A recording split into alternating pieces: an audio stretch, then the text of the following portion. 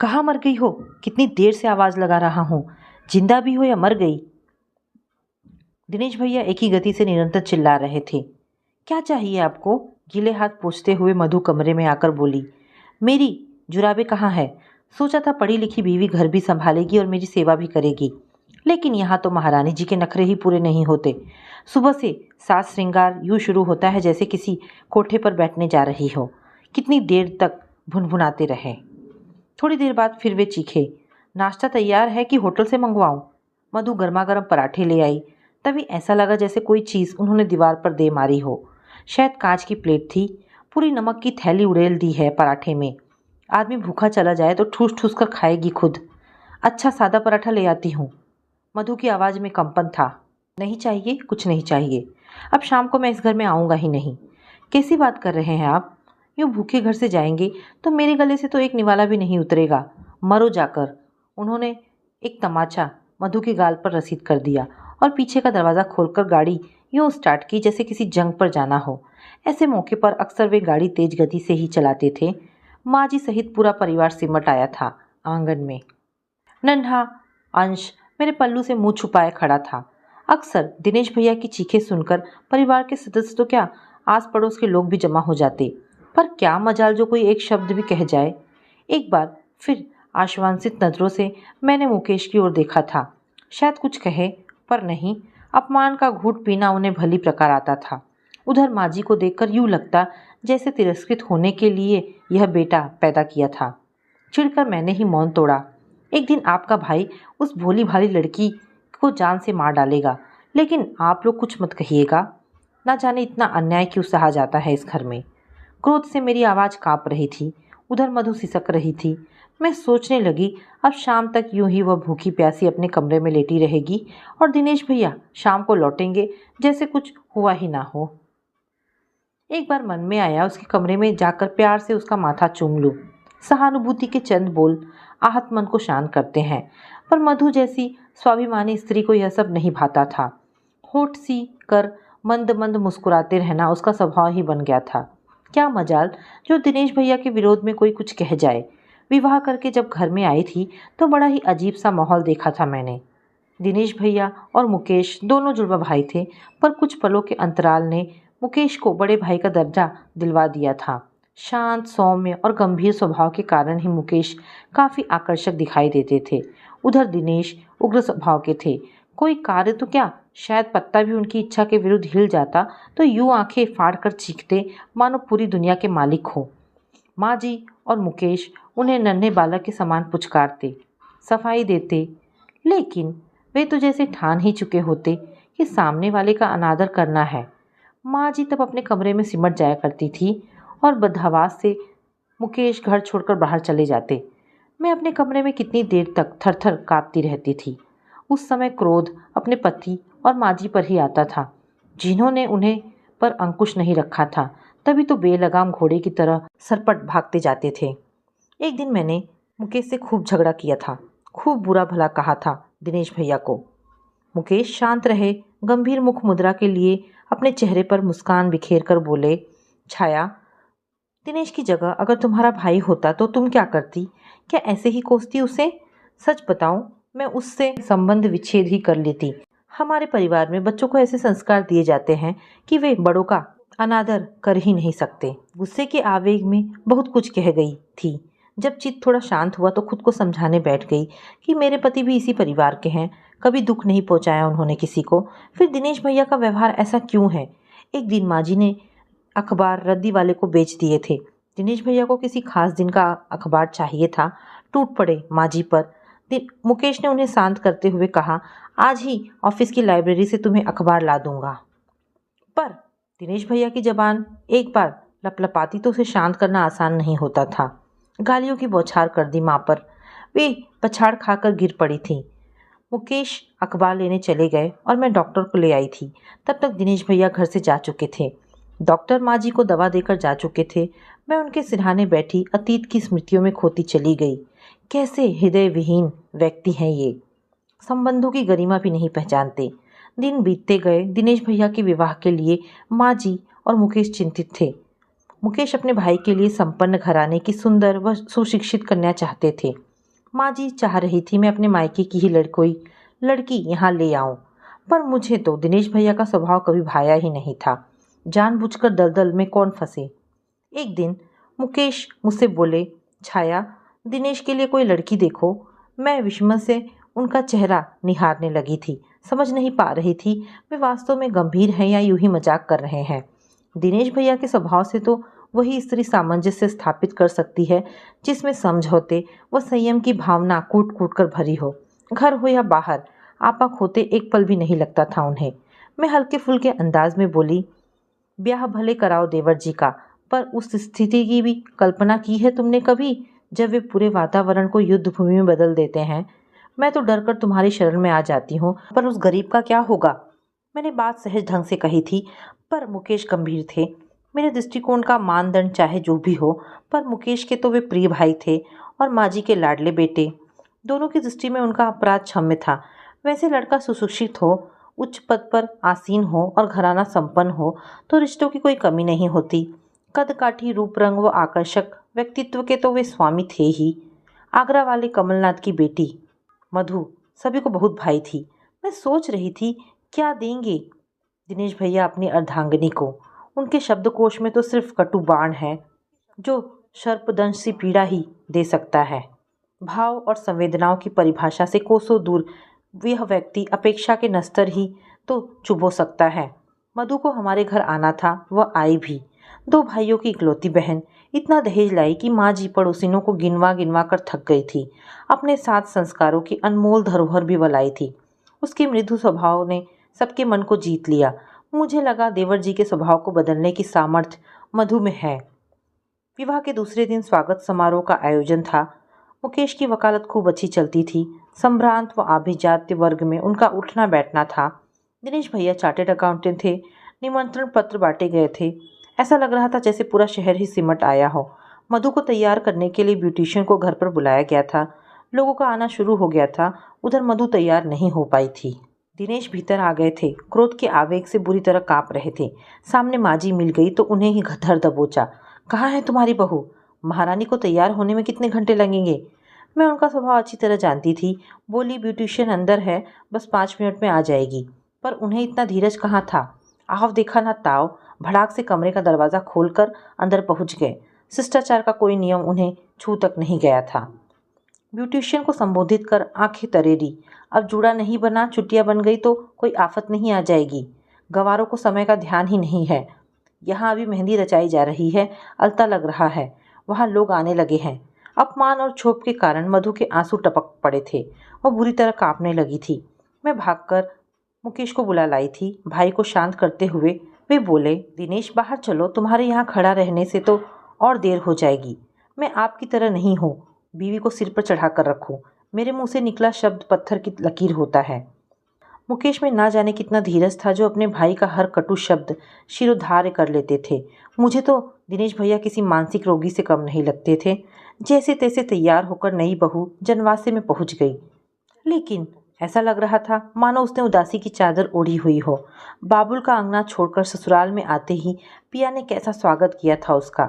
हंसी खुशी के माहौल में सब काम सही तरीके से निबट गए। दूसरे दिन वे दोनों मनाली के लिए चल दिए थे। वहां जाकर मधु ने हमें चिट्ठी लिखा।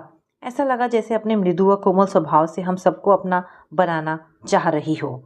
शुष्क व कठोर स्वभाव के दिनेश भैया तो उसे ये औपचारिकताएं सिखाने से रहे। उन्हें तो अपनों को पराया बनाना आता था। उस दिन रविवार था।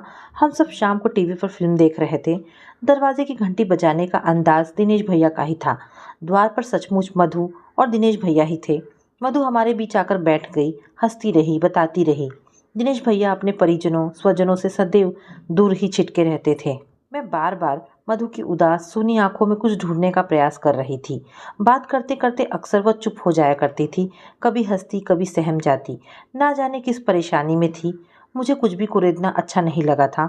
दूसरे दिन से मधु ने घर के कामकाज का उत्तरदायित्व अपने ऊपर ले लिया था। मेरे हर काम में हाथ बटाती। माँ जी की सेवा में आनंद मिलता था उसे। दिनेश भैया के मुख से बात निकलती भी न थी कि मधु फौरन हर काम कर देती। एक बात विचारनी थी कि पति के रौद्र रूप से घबराकर वह उसके पास पल भर भी नहीं बैठती थी। हमारे साथ बैठकर वह हंसती, बोलती, खुश रहती थी। लेकिन पति के सानिध्य से जैसे उसे वितृष्णा सी होती थी। कई बार जब पति का तटस्थ व्यवहार देखती तो उन्हें खींचकर सबके बीच लाना चाहती, लेकिन वे नए परिवेश में खुद को ढालने में असमर्थ ही रहते थे। सुसंस्कृत व प्रतिष्ठित परिवार में पली बढ़ी औरत इस धुरी विहीन, संस्कार विहीन पुरुष के साथ कैसे रह सकती है? मैं कई बार सोचती थी, इस कापुरुष से उसे घृणा नहीं होती होगी? वैसे उन्हें कापुरुष कहना भी गलत था।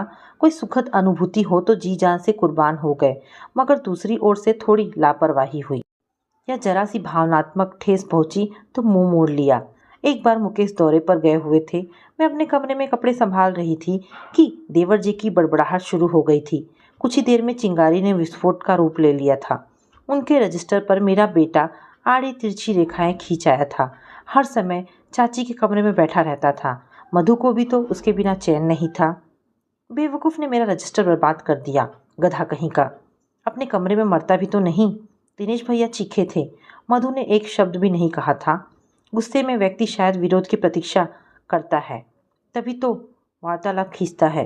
आग बबूला होकर दिनेश पलंग पर पसर गए। अचानक पलंग से उठे तो उन्हें चप्पल नहीं मिली। पोछा लगाते समय मालती ने शायद पलंग के नीचे खिसका दी थी। मालती तो मिली नहीं, सो उन्होंने पीट डाला मेरे बेटे को।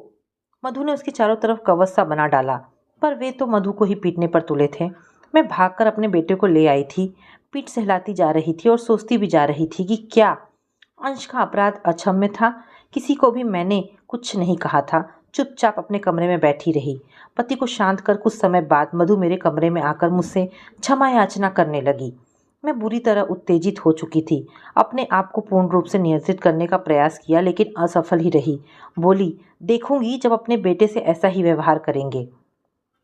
मधु दया का पात्र बनकर रह गई। बेचारी और क्या करती, हमेशा की तरह उसे बैठने तक को नहीं कहा था मैंने। शाम को अपनी गलती पर पर्दा डालने के लिए दिनेश भैया खिलौना बंदूक ले आए थे। अंश तो सामान्य हो गया। अपमान की भाषा वह कहाँ पहचानता था, लेकिन मेरा आहत स्वाभिमान मुझे प्रेरित कर रहा था कि यह बंदूक उस क्रोधी के सामने फेंक दूं और अंश को उसकी गोद से छीनकर अपने अहंग की दृष्टि कर लूं। लेकिन मर्यादा के अंश सहेजना मुकेश ने खूब सिखाया था। उस समय अपमान का घूंट पीकर रह गई थी। दूसरे की भावनाओं की कदर किए बिना अपनी बात पर अड़े रहकर मनुष्य अपने अहंकार की दृष्टि भले ही कर ले, लेकिन मधुर संबंध जो आपसी प्रेम और सद्भाव पर टिके रहते हैं खुद ब खुद समाप्त होते चले जाते हैं। उसके बाद तो जैसे रोज का नियम बन गया था। मधु जितना अपमान व आरोप सहती, उतनी ही यातनाओं की पुनरावृत्ति अधिक तीव्र होती जाती। भावनाओं से छलकती आंखों में एक शून्य को टंगते कितनी बार देखा था मैंने। प्रतिकार की भाषा वह जानती नहीं थी। पति का विरोध करने के लिए उसके संस्कार उसे अनुमति नहीं देते थे। उधर दिनेश भैया को कई बार रोते हुए देखा मैंने। इधर मधु अंतर्मुखी बन बैठी थी। कितनी बार उसकी उदास आंखें देखकर लगता जैसे पारिवारिक संबंधों व सामाजिक दायित्वों का निर्वाह करने में असमर्थ हो। 1 साल के विवाहित जीवन में वह सूख कर कांटा हो गई थी। अब तो माँ बनने वाली थी। मुझे लगता उसकी संतान अपनी माँ को यूं तिरस्कृत होते देखेगी तो या स्वयं उसका अपमान करेगी या कुमसुम सी बैठी रहेगी। एक दिन मधु की भाभी का पत्र आया। ब्याह के बाद शायद पहली बार वे पति के संग ननद से मिलने आ रही थी। मधु पत्र मेरे पास ले आई और बोली, भाभी, मेरे भाभी और भैया मुझसे मिलने आ रहे हैं। मधु का स्वर सुनकर मैं वर्तमान में लौट आई। बोली, यह तो बड़ी खुशी की बात है। आप तो जानती हैं इनका स्वभाव, बात बात में मुझे अपमानित करते हैं। भाभी भैया को मैंने कुछ नहीं बताया है आज तक। उनके सामने भी कुछ उसका गला रुंध गया। दोषी कौन है मधु? अत्याचार करना अगर जुर्म है तो उसे सहना उससे भी बड़ा अपराध है। मैंने उसे समझाया। मैं मात्र संवेदना नहीं जताना चाह रही थी, उसका सुप्त विवेक जगाना भी चाह रही थी। मैंने आगे कहा, पति को सर्वशक्तिमान मानकर उसके पैरों की जूती बनकर जीवन नहीं काटा जा सकता। पति पत्नी का व्यवहार मित्रवत हो तभी वे सुख दुख के साथी बन सकते हैं। मधु अवाक सी मेरी ओर देखती रही। उसका अर्धसुप्त विवेक जैसे विकल्प ढूंढ रहा था। दूसरे दिन सुबह ही उसके भैया भाभी आए थे। उनका सौम्य, संतुलित व संयमित व्यवहार बरबस ही आकर्षित कर रहा था हम सबको। उपहारों से लदे फदे कभी मधु को दुलारते, कभी दिनेश को पुचकारते। कितनी देर तक मधु को पास बैठाकर उसका हाल पूछते रहे थे। गांधीर्य की प्रतिमूर्ति मधु ने उन्हें अपने शब्दों से ही नहीं, हाव भाव से भी आश्वस्त किया था कि वह बहुत खुश है। 2 दिन हमारे साथ रहकर माँ जी व दिनेश भैया से अनुमति लेकर वे मधु को अपने साथ ले गए थे। पहला प्रसव था, इसलिए वे मधु को अपने पास ही रखना चाहते थे। दिनेश भैया का उन दिनों स्वभाव बदला बदला सा था। चुप्पी का मानो कवच ओढ़ लिया था उन्होंने। मधु के जाने के बाद भी वे चुप ही रहे थे। प्रसव का समय नज़दीक आता जा रहा था। हम सब मधु के लिए चिंतित थे। यदा कदा उसके भाई का फ़ोन आता रहता था। दिनेश भैया वह हम सब से यही कहते कि उस समय वहाँ हमारा रहना बहुत ही ज़रूरी है। डॉक्टर ने उसकी दशा चिंताजनक बताई थी। ऐसा लगता था दिनेश मधु से दो बोल बोलना चाहते थे। उन जैसे आत्म केंद्रित व्यक्ति के मन में पत्नी के लिए थोड़ा बहुत स्नेह विरह के कारण जागृत हुआ था, या अपने ही व्यवहार से शुद्ध होकर वे पश्चाताप की अग्नि में जल रहे थे, इस बारे में मैं कुछ समझ नहीं पाई थी। दिनेश के साथ मैं व अंश मधु के मायके पहुंचे थे। मधु की माँ तो बचपन में ही चल बसी थी। भैया भाभी उसकी यूं सेवा कर रहे थे जैसे कोई नाजुक फूल हो। अवाक से दिनेश भैया कभी पत्नी को देखते तो कभी साले व सलहज को। ऐसा स्नेह उन्होंने कभी देखा नहीं था। पिछले वर्ष जब मधु को पेट दर्द हुआ था तो दवा लाना तो दूर, वे अपने ऑफिस जाकर बैठ गए थे। यहाँ कभी मधु को फल काट कर खिलाते तो कभी दवा पिलाने की चेष्टा करते। मधु स्वयं उनके अप्रत्याशित व्यवहार से अचंभित सी थी। 3 दिन तक प्रसव पीड़ा से छटपटाने के बाद मधु ने बेटी को जन्म दिया था। मधु के भैया भाभी उस गुड़िया को हर समय संभालते रहते। इधर मैं देख रही थी, दिनेश भैया के स्वभाव में कुछ परिवर्तन के बाद भी मधु बुझी बुझी सी ही थी। कम बोलती और कभी कभी हंसती। कुछ ही दिनों के बाद मधु को लिवा जाने की बात उठी। इस बीच दिनेश एक बार घर भी हो आए थे, पर अचानक मधु के निर्णय ने सबको चौंका दिया। वह बोली, मैं कुछ समय भैया भाभी के पास रहकर कुछ कोर्स करना चाहती हूँ। ऐसा लगा जैसे दाम्पत्य के कलेश और सामाजिक प्रताड़ना के त्रास से अर्धविक्षिप्त होती गई मधु का मनोबल मानो सुदृढ़ सा हो उठा है।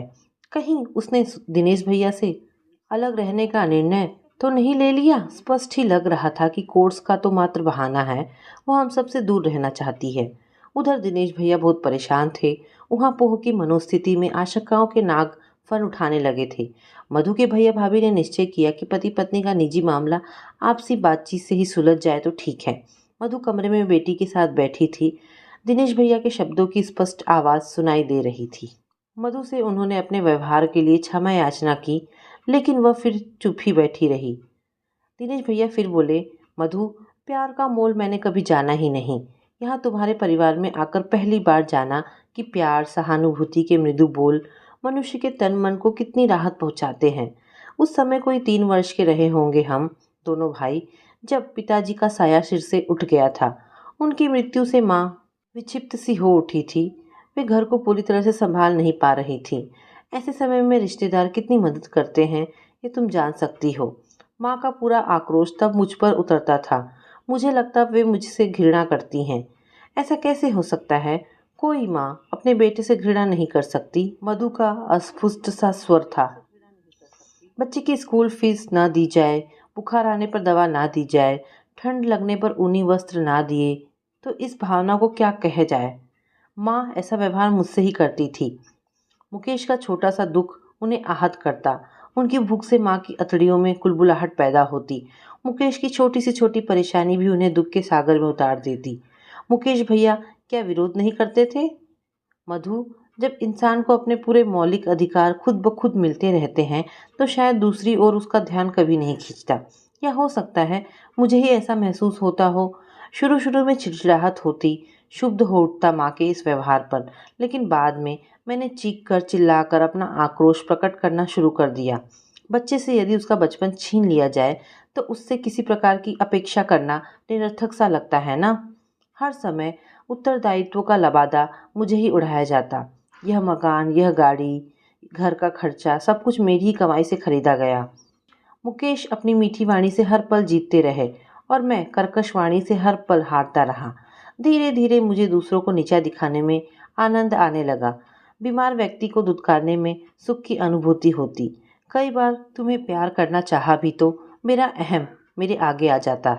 जिस भावना को कभी महसूस नहीं किया उसे बांट कैसे सकता था। अपनी बच्ची को मैं खूब प्यार दूंगा, विश्वास दूंगा ताकि वह समाज में अच्छा जीवन बिता सके। उसे कलुषित वातावरण से हमेशा दूर रखूंगा। अब घर चलो मधु। दिनेश फूट फूट कर रोने लगे थे। मधु अब कुछ सहज हो उठी थी। दिनेश भैया दया के पात्र बन चुके थे।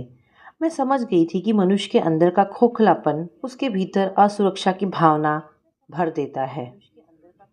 फिर इसी से आत्मविश्वास डगमगाने लगता है। इसीलिए शायद वे उत्तेजित हो उठते थे। मधु घर लौट आई थी। वह, दिनेश भैया और उनकी छोटी सी गुड़िया बेहद प्रसन्न थे। कई बार मैं सोचती, यदि दिनेश भैया ने अपने उद्वार लावे के रूप में बाहर ना निकाले होते तो यह सुप्त ज्वालामुखी अंदर ही अंदर हमेशा धधकता रहता, फिर तलाक या किसी भी रूप में विस्फोट हो जाता, कौन जाने। तो दोस्तों, ये कहानी यहाँ पर समाप्त होती है। आशा करती हूँ कहानी पसंद आई होगी। अगर कहानी पसंद आई है तो प्लीज़ इसे लाइक एंड शेयर करें।